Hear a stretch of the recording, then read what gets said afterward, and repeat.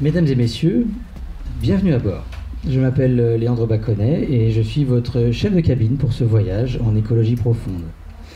Ladies and gentlemen, welcome on board.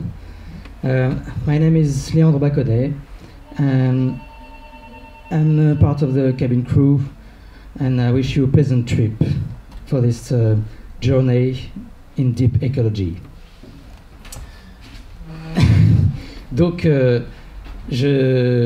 pour faire un tout petit peu plus long, je pratique la permaculture et je suis aussi thérapeute en hypnose notamment. Et qu'est-ce que l'écologie profonde? Il y a une séparation qui interroge. Pourquoi l'homme? Pourquoi la nature à part? Pourquoi certains peuples premiers n'ont même pas dans leur vocabulaire ce mot nature? Pour eux, l'inclusion est évidente. On peut se dire que peut-être cette phrase « je pense donc je suis » nous a conditionnés. Parce que quelque part, si je ne pense pas, est-ce que je suis? Et du coup, alors qu'aujourd'hui, la technique nous permet de trouver des choses très complexes dans les interactions entre les végétaux, de trouver des similitudes avec ce qu'on pourrait appeler des sentiments humains chez les animaux. Du coup, on peut réinterroger ce « je pense donc je suis ». Pourquoi s'être séparé? Du coup, je pense, moi ça m'évoque le mental, et le mental, on peut décider que c'est ce qui nous caractérise. Cette capacité à faire groupe, le fait que ça a permis à Sapiens de se développer, de faire société, et donc de devenir plus fort face à l'adversité. C'est aussi une capacité à comprendre notre environnement et à le maîtriser, voire le dominer, voire l'écraser. L'humanité aujourd'hui, elle est omniprésente sur la planète, et 70% de la biomasse animale sont des animaux d'élevage, c'est-à-dire des animaux qui n'ont aucune capacité à pouvoir survivre sans le soutien de l'homme. La menace prioritaire pour l'humanité, aujourd'hui dans les médias, c'est le réchauffement climatique. Il y a quelque chose d'un petit peu plus vaste qui est en train de se passer, qui est la 6e extinction de masse. Et donc en fait, le vivant s'efface sur notre passage. On a une omniprésence qui conditionne le fait qu'on laisse trop peu de place au vivant, trop peu de place au reste du vivant sauvage. Et cette 6e extinction de masse pourrait nous menacer également. Pourquoi nous séparer du reste du monde naturel? Si on fait un zoom microscopique à l'échelle des cellules, en fait, dans notre corps, on va trouver des mitochondries. Et en fait, cette machine à produire de l'énergie est un symbiote qui a fusionné avec certains organismes il y a 2 milliards d'années et qui fait qu'aujourd'hui, elle est parfaitement intégrée dans notre corps. Elle a un ADN propre. Notre maman nous la transmet par les ovocytes de génération en génération. Et on peut tracer les ADN des mitochondries et refaire le chemin un petit peu de leur origine. On ne pourrait pas vivre sans mitochondries. Le microbiote intestinal, également, c'est un ensemble de bactéries qui est une cartographie qui nous permet aussi de pouvoir faire de la généalogie. Et on ne peut pas exister, ou difficilement, avec d'énormes difficultés, sans cette transmission de microbiote intestinal. Aujourd'hui, il est communément admis, grâce à la science, que des enfants nés sous césarienne, eh bien, on va devoir les réensemencer pour faciliter l'assimilation des aliments. L'atmosphère, alors là je dézoome fort. L'atmosphère, on a coévolué, on est parfaitement adapté à cette atmosphère, c'est ce qui nous nourrit, c'est ce qui nous permet de vivre.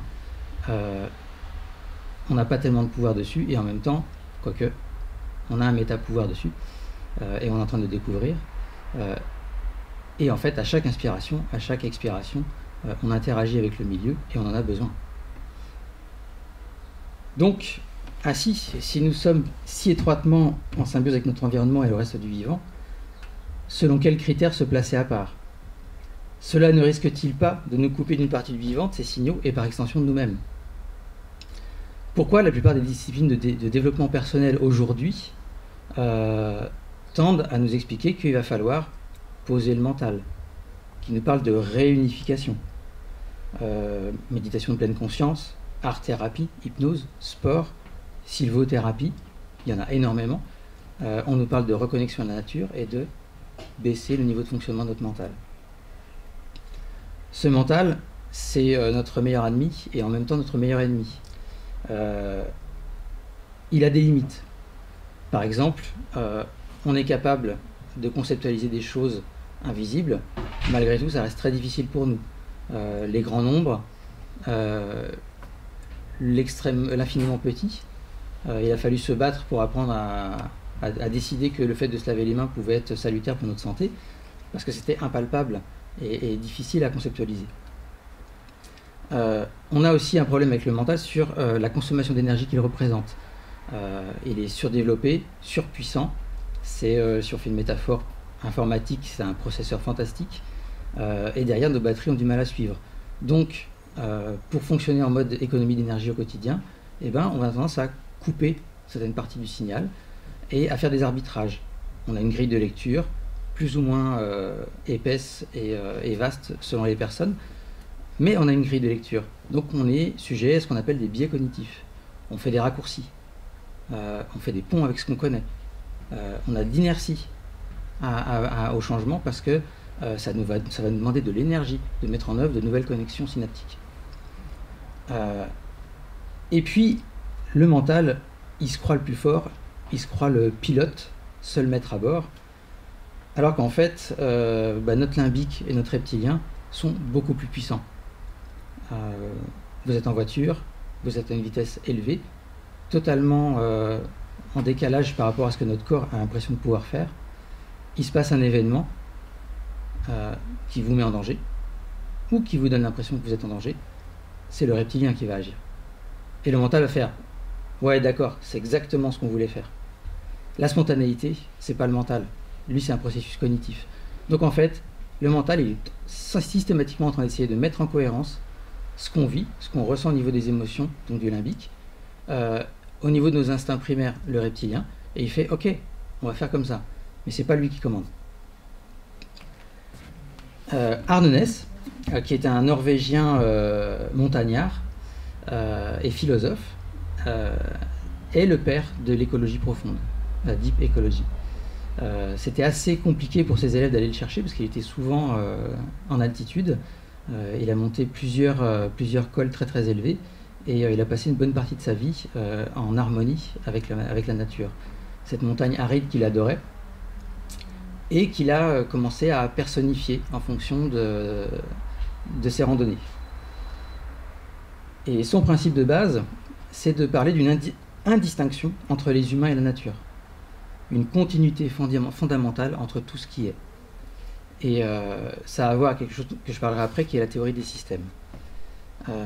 Donc il dit, nous nous définissons également par les liens entretenus avec les autres. En modifiant la manière dont chacun conçoit la place qu'il occupe dans le monde, on peut changer la façon dont il agit. Et si nous passions d'une vision anthropocentrée du monde à une vision écocentrée. Voilà. Et donc ça, c'est tout le fondement de l'écologie profonde, c'est de se dire, réincluons-nous dans la boucle, faisons preuve d'humilité, nous avons certes de grands pouvoirs, nous avons de grandes responsabilités. Alors là, je cite Ben Parker, qui est l'oncle de Peter Parker. C'est pour la pop culture, ça c'est fait. Et ayons l'humilité de se considérer comme faisant partie du système, comme faisant partie des différents systèmes d'interaction qui sont entre nous, et arrêtons de nous voir au-delà, à part, hors sol.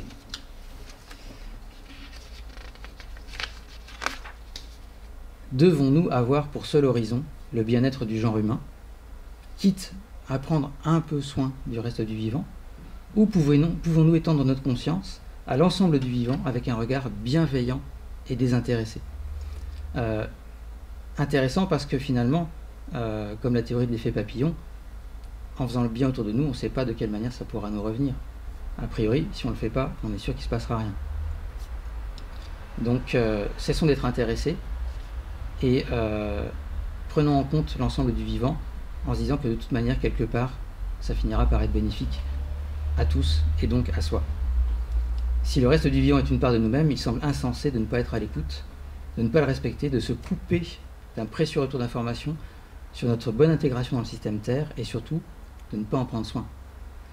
Dans son ouvrage Une écosophie pour la vie, Arne Naess décline 7 axes qu'il estime être les principes fondateurs de l'écologie profonde. Alors, il parle d'image relationnelle, de champ de vue total. Bon, c'est du philosophe, donc on sent bien que là, on n'est pas tout à fait sur la même sphère. Il déploie ça et il explique que cette vision centrée, éco-centrée et holistique permet de se rendre compte que nous sommes aussi caractérisés par nos liens. Si on prend un élément A du système, un élément B du système, s'ils sont en interaction, eh bien A ne se définit pas que par A lui-même, il se définit aussi par l'ensemble des liens qu'il va avoir avec les autres éléments. Et du coup, on se rend compte d'une trame, et si on balaye l'ensemble de ce qui nous entoure, on va avoir un champ de vue total sur toutes les interactions qui nous concernent. Et donc, comme vous avez pu le tester pour ceux qui étaient là hier à la projection, d'interaction en interaction, en fait la trame, elle est quasiment totale. Il parle aussi d'égalitarisme biosphérique. Donc, poser comme principe que chaque être vivant, quelle que soit sa forme, a une légitimité incontestable. Il parle aussi de principe de diversité et de symbiose, vivre et laisser vivre. Donc la diversité, de tout temps, ça a été un gage de survie. La nature procède par essai-erreur, elle sème énormément, plein de choses, des choses qui ne fonctionnent pas, des choses qui fonctionnent, et c'est le gage que si quelques éléments du contexte changent, eh bien les choses qui ne fonctionnaient pas hier, si ça se trouve, vont trouver une vérité et une existence. La symbiose, c'est accueillir le fait que tout est interaction et donc tout peut être bénéfique. Il parle aussi de position anti-classe. Pourquoi une partie de l'humanité peut avoir une relation de domination avec l'autre, et de même façon on peut la décliner par rapport à la nature. Il y a des liens très très simples qui se créent. Un prédateur sait qu'il est prédateur, le prédaté sait qu'il l'est, ça fait partie du jeu. C'est pas pour ça que le tigre va décider de parquer ses proies et de les confiner et de leur proposer cette existence réduite. Position anti-classe. Lutte contre la pollution et l'épuisement des ressources. Ça c'est cool, c'est classique, c'est lisible. Complexité et non pas complication. Ça c'est très intéressant. La plupart des systèmes autonomes dans la nature peuvent être dits complexes. Vous prenez l'exemple du fonctionnement d'une fourmilière, d'une ruche. Il y a une complexité énorme dans son fonctionnement. Et pourtant, chaque individu n'a que quelques tâches de base à sa disposition. Donc l'ensemble est complexe, autostable, et pour autant, les règles de fonctionnement sont assez simples. Complication, c'est un peu le propre de l'homme, et c'est comme ça qu'il le définit. Je crée quelque chose qui n'est pas stable, je crée une technologie pour l'aider à être stable, qui crée des désordres, qui me demande de créer une technologie pour compenser les désordres, qui vont nécessiter d'autres désordres sur lesquels il faudra coller une nouvelle technologie. Et on est sur une fuite permanente. Aujourd'hui, je ne sais pas si vous avez vu ça sur les réseaux sociaux, Elon Musk avait fait une proposition à une époque d'offrir, je crois que c'est 100 millions de dollars, à quelqu'un qui trouverait un dispositif permettant de stocker du CO2 facilement. Et sur les réseaux, on voyait une photo qui apparaissait où quelqu'un disait mais en fait ça existe déjà, c'est l'arbre. Et donc on cherche une technologie, le vivant l'a déjà à disposition.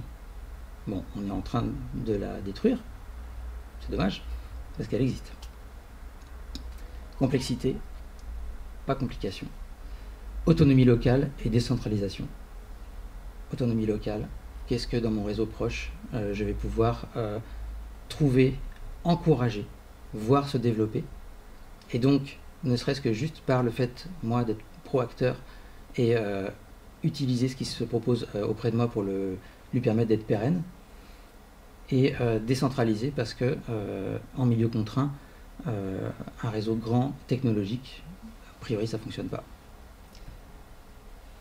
Donc cette approche holistique, globale, nous amène à quelque chose qui a été défini, qui s'appelle la théorie des systèmes, qui reprend cette idée de Arnonès, de dire on a été à un moment dans la science sur du réductionnisme, c'est-à-dire qu'est-ce que je peux observer de plus petit et quelle partie de chaque élément que j'observe peut être encore une fois détaillée. En faisant ça, on perd le lien. On perd le lien entre les différents éléments, on perd les interactions et on n'est pas en méta-analyse, on ne peut pas dézoomer et prendre en compte le global. Et donc la systémie, c'est exactement l'inverse, c'est au sein de quel système se situe ce que j'observe, et donc je dois prendre en compte ce système-là. Est-ce que ce système-là est autonome ou est-ce qu'il s'inclut encore dans un autre système? Et donc on peut comme ça élargir et prendre en compte toutes les interactions. La systémie, c'est quelque chose qui est aujourd'hui très courant dans les thérapies, notamment les thérapies brèves. Et donc là, je fais mon pont vers l'éco-psychologie, ou la psychoécologie en fait, parce qu'il y a plusieurs appellations. Carl Gustav Jung parlait de psychoécologie, et il disait que c'est une dérive rationaliste du monde moderne qui conduit les êtres humains à se vivre comme séparés de la nature. Donc on voit que même pour des grands penseurs qui ont fait énormément pour l'humanité et pour notre compréhension de notre mental, nos codes de fonctionnement, il y avait déjà cette idée, mais en fait pourquoi se séparer? Gregory Bateson, dans son livre Vers une écologie de l'esprit, dit « Nos pensées sont influencées par notre environnement culturel et en retour, elles influencent notre description de l'environnement. » Et au titre de environnement culturel, il parle de quelque chose de très très large. Donc beaucoup de thérapies modernes ont intégré la systémie, l'école de Palo Alto, la Gestalt, l'hypnose ericksonienne, les thérapies familiales, transgénérationnelles, et en s'arrêtant à chaque fois à la sphère humaine. On peut aller beaucoup plus large. On peut aller beaucoup plus large et se dire, mais en fait, s'il y a de la souffrance dans ce monde, s'il y a des milieux qui sont contraints, quelque part, ça doit me toucher. Quelque part, vu que je suis dans ce système-là, il se passe forcément des choses. Et aujourd'hui, on parle d'éco-anxiété, on parle de solastalgie, on parle de « j'ai mal à ma planète, je vois des choses tous les jours et je me sens impuissant, je me sens en sidération, mais ça me touche. Donc c'est mon système. » Et donc ça, à partir du moment où on le prend en compte, on élargit notre champ de vision et tout ce qu'on sait déjà faire par rapport à la sphère humaine, eh ben on peut l'appliquer à plus large. Et là, le mental peut devenir notre meilleur allié. Cette capacité à conceptualiser et à se dire j'ai des élans à faire les choses, d'où est-ce qu'ils viennent? Ah mais c'est mon reptilien, ah c'est mon limbique. Je suis quelque part encore l'homme chasseur-cueilleur d'il y a, alors l'homme et la femme, pardon. Je suis encore le chasseur-cueilleur qui était conditionné, fait, sélectionné pour avoir faim, pour être avide de sucre, parce que c'était une question de survie. Aujourd'hui, 7-8 000 calories par jour de sucre de mauvaise qualité, ça n'a pas tellement d'intérêt. Oui, mais je suis quand même programmé pour ça. Ouais, heureusement, j'ai mon mental qui peut me dire, tempérance, as-tu vraiment besoin de ça? Et régule-toi, parce que tu es dans un monde qui a évolué beaucoup plus vite que ton corps et le reste de ton esprit l'a fait. Capacité à conceptualiser. Capacité à accompagner le changement en modérant certains élans naturels. Capacité à comprendre finement, analyser et se mettre en position méta-observateur. Et là, du coup, cette capacité à sortir de soi et observer, elle nous permet de prendre en compte les systèmes et elle nous permet d'utiliser ce jus de cerveau, cette science, tout ce qu'on a réussi à analyser jusqu'ici et à le mettre en cohérence et à s'en servir pour non plus détruire, privatiser, mais aggrader le vivant, l'augmenter, l'encourager et l'administrer en bon père de famille. Il y a des méthodes systémiques larges qui existent déjà. J'ai parlé de permaculture tout à l'heure. les fondements de la permaculture sont des principes éthiques qui sont prendre soin de la nature, prendre soin de l'homme et partager l'abondance. Et cette systémie, elle s'applique aux espaces naturels. L'idée de la permaculture, c'est comment je peux m'attacher à reproduire des systèmes autostables et m'inclure dans cet environnement-là. Donc, cette conception qui peut s'appliquer à un projet de vie nous permet de prendre en compte les choses de manière très large et goûter ce partage de l'abondance, goûter le fait qu'il va y avoir une part du jardin qui va être réservée à la vie sauvage et quelque chose de délicieux dans le fait de se réinclure. Tout à l'heure je parlais de sylvothérapie, quand on se promène en forêt il se passe des choses et on peut jongler entre ce qu'on ressent de manière fine grâce à nos capteurs et après se mettre en position d'observation et de dire qu'est-ce que c'est chouette de goûter ça. La méditation en pleine conscience apporte ce genre de sensations également. Et puis il y a quelqu'un qui, partant de l'éco-psychologie, a décidé de mettre en place une méthodologie. Elle s'appelle Johanna Messi. Et elle s'est rendue compte dans les années 80 qu'il y avait beaucoup d'activistes du climat qui faisaient des burn-out et qui devenaient complètement incapables de continuer leur vie de manière normale et de continuer leur action. Elle s'est penchée sur ce phénomène d'éco-anxiété. Elle s'est dit mais quel processus on pourrait mettre en place, thérapeutique, pour accompagner ça. Et donc elle a créé quelque chose qui s'appelle le travail qui relie et qui se décline en 4 phases. S'enraciner dans la gratitude. Et là en fait c'est s'ouvrir à la contemplation de tout ce qui existe dans le vivant et de la magie que ça peut représenter. Honorer sa peine pour le monde, 2e étape. Et là on passe par le processus de deuil, on va vivre ses émotions pleinement, quitte à les amplifier pour bien les ressentir et pas être tenté d'être sur un processus de fuite et une mise en action conditionnée par la fuite et la peur. Changer de regard, passer sur un mode écocentré, se réinclure. Et enfin, entrer en action à partir de cette sérénité acquise sur je suis à ma place, je fais ce que j'ai à faire, je fais ce qui m'appartient, je prends mes responsabilités et pas plus. Et pour le reste, ça ne m'appartient pas. On est bien en timing ? De toute façon, on est hors délai là. D'accord. Mais voilà, tu veux continuer encore un petit J'aimerais peu conclure. avant les questions, ouais. J'aimerais conclure, et puis après, si vous voulez, on peut faire quelques échanges. Tout à l'heure, j'ai parlé d'accueil à bord d'un véhicule qui nous permettrait de faire ce voyage. Et je ne sais pas si vous avez pris l'avion, ou si, même si vous êtes contre, vous avez peut-être à ce souvenir-là, et se souvenir des consignes de sécurité et du petit fascicule qui est souvent logé dans le siège devant nous, qui reprend les consignes de sécurité, et il y a un idéogramme moi, qui m'intéresse beaucoup, c'est cet idéogramme, alors je ne sais pas pourquoi c'est la maman avec son enfant, bon, c'est plus courant je pense, et en fait il y a une photo de ce que doit faire la maman quand les masques tombent par rapport à son enfant. Est-ce que vous avez une idée de ce qui est sur l'idéogramme? Je vois des... Oui. Oui. Et donc en fait, la question c'est qui s'équipe en premier et qui équipe qui en premier. Et en fait, la consigne c'est que la maman elle s'équipe, elle respire et elle peut poser son masque à son enfant. Si elle ne le fait pas, si elle pose son masque, enfin qu'elle met le masque à son enfant, elle prend le risque de faire une hypoxie, d'avoir un problème grave et de ne pas pouvoir accompagner son enfant à la sortie de l'avion s'il y a un problème. Donc, la conclusion, c'est tout commence par soi. Il faudrait que, ce serait bien que les autres pourraient, ouais. À partir du moment où on agit pour soi,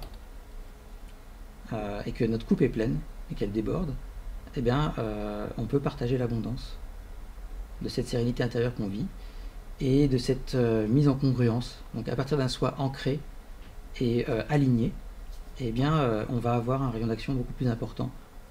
Commençons par soi. Voilà. Merci beaucoup.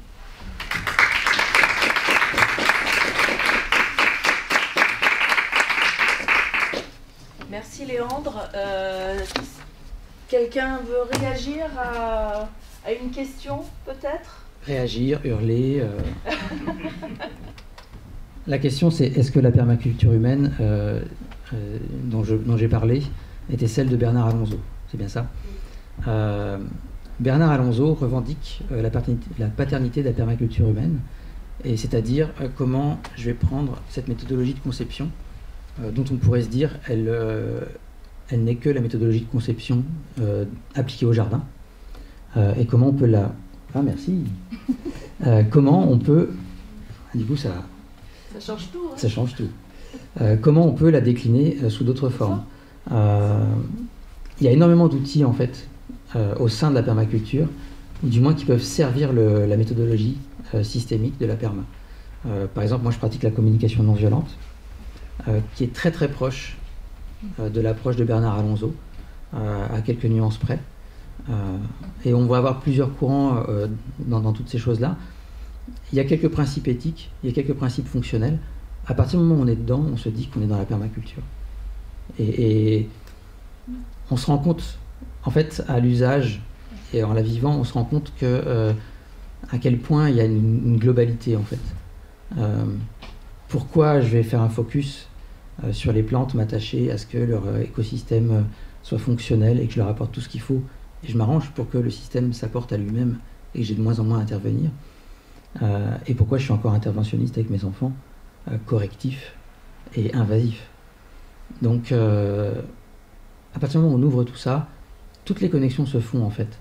J'ai cité la permaculture, mais en fait, si on lit des penseurs spirituels, si on lit Thich Nhat Hanh, Eckhart Tolle, l'instant présent, la méditation en pleine conscience, en fait, il y a des ponts partout. Dans notre lieu, parce que je vis en écolieu, dans notre lieu, il y a une personne qui pratique la médiation équine. Et en fait, vu que tous les membres du lieu font de la communication non violente, on s'est très rapidement rendu compte que la médiation animale, au sens large, c'est de la CNV appliquée à un autre sujet. Et cette observation, qui est la première étape au sein de la CNV, qui est aussi la première étape du processus permaculturel, c'est la position méta dont je parlais. Qu'est-ce qui se passe? Qu'est-ce qui se passe en faisant l'effort d'honnêteté de poser mes filtres, de poser mes biais, et dire, ok, qu'est-ce que j'ai vu? Pas qu'est-ce que j'en tire, pas qu'est-ce que j'en interprète, qu'est-ce que j'ai vu? Et cette lecture, on la retrouve aussi en thérapie. C'est un moment comment je pose ce que je suis pour être à l'écoute de l'autre, attentif et aux aguets, sans être tenté d'aller prendre des raccourcis sur je conclue rapidement sur ce qui se passe, quoi. Alors, est-ce que dans la permaculture, il y a des outils qui permettent de s'inclure dans la société actuelle et sans souffrir de la violence ressentie? En fait, alors là, du coup, je vais parler de communication non violente. Il y a un principe de responsabilité, et donc ma responsabilité, ce qui est de mon ressort, ce qui appartient aux autres. Et dans ce cas-là, donc vu que c'est un outil permaculturel, je le considère comme tel, ça rentre tout à fait dans le respect et l'inclusion qu'on témoigne aux autres. À partir du moment où je prends ces émotions et je suis en sympathie avec, c'est-à-dire je fais un pont et je me dis ah ouais, je comprends ce que tu ressens, et on fait un peu éponge, et du coup on est aussi un peu invasif parce qu'on vient coller ce que ça nous ferait par rapport à ça, et on peut être tenté de rejeter. Et alors je prends un exemple concret, par exemple, nous on vit dans un lieu où il y a beaucoup de nature sauvage, et on s'est rendu compte que le législateur était très très très favorable aux chasseurs. Et pour beaucoup d'entre nous sur le lieu, la chasse c'était très compliqué à vivre. Et on a eu une discussion sur, ok, faisons le point, la législation, qu'est-ce qu'on veut vivre sur le lieu? Et à un moment, moi j'ai développé cet argument de dire, mais on vit tellement au quotidien un bashing écolo, les écolos, alors les VG, les ceci, les cela. Donc ça c'est du séparatisme, c'est le projet de société actuel, divisé. On va quand même pas commencer à dire les chasseurs. Qui sont-ils, comment ils s'appellent, etc. On a pris un biais, on a décidé d'accorder un droit de chasse à un chasseur, en se disant, ils étaient là avant nous on vient juste d'arriver, ils connaissent le territoire, et cette main tendue, qu'est-ce qu'elle peut nous apporter? Alors au pire, si on tend pas la main, on se fâche et on peut avoir des problèmes, parce qu'ils ont quand même des droits. Qu'est-ce qui se passerait si on tend la main et si on essaie de déconstruire ça? Il s'avère qu'aujourd'hui, le chasseur, c'est Gérard. Et Gérard, il me donne un coup de main, on a converti le droit de chasse en élagage. Et il m'a dit, si tu veux, je peux te filer des coups de main, je peux faire ci, je peux faire ça. Et du coup, ils étaient tout surpris, les gars. Ils sont arrivés et ils ont été accueillis. Ils pensaient vraiment que ça allait friter. Donc déjà, on a déconstruit ça. Et après, par petites touches, peut-être insuffisantes par rapport à l'urgence actuelle, mais par petites touches, Gérard, il est passé, il a vu de la paille, il fait « Ah, mais vous faites de la perma? Ah ouais, ça a l'air bien pour les patates, je vais essayer moi aussi. » Et on a commencé à créer du lien. Alors, on ne mange pas son sanglier en boîte. Je lui ai dit, on est végé. J'ai dit, on a quand même quelques défauts, donc on peut boire une bière ensemble, c'est OK. Et donc, on a cherché ce qui nous rapprochait. Et ça, c'est un travail qui, au début, est compliqué.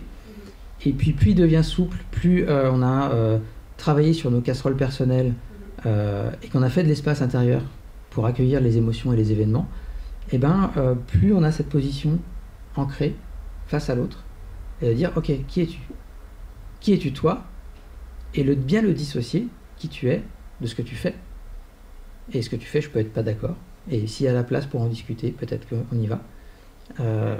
Il y a ce respect-là aussi. Et moi, ça m'a amené pas mal de sérénité sur le fait de me dire, OK, je fais focus sur ce que je peux faire. Et je mets des crans. Et vu que je suis en groupe, on peut mettre des crans plus forts sur tendre vers ce qu'on veut vivre. Et après, si on le vit bien et qu'on n'est pas culpabilisant, il y a des petites choses qui se passent dans l'environnement. Ça... Ok, merci beaucoup. Eh bien, merci. Est-ce que tu veux conclure par quelque chose, Léandre? Ah, moi, je peux repartir sur autre chose si vous voulez. Donc, merci beaucoup. Donc, en biblio, en fait, j'avais noté Arne Ness, Une écosophie pour la vie. Joanna Macy et Molly Young Brown, Éco-psychologie pratique et rituel pour la Terre. Donc là, avec ce livre-là, on est autonome sur la pratique du travail qui relie. On a l'intention et on a les exercices. Et un livre qui me tient à cœur qui s'appelle Collapsus de Laurent Testo et Laurent Hayet, enfin dirigé par Laurent Testo et Laurent Hayet, et qui a 2-3 ans et qui fait vraiment un point sur réchauffement climatique, extinction de masse, et aussi tout ce qui va être de pourquoi on ne se met pas en œuvre, les biais cognitifs, le fonctionnement de l'humain. Et c'est vraiment un condensé qui est super intéressant. Voilà. Merci beaucoup.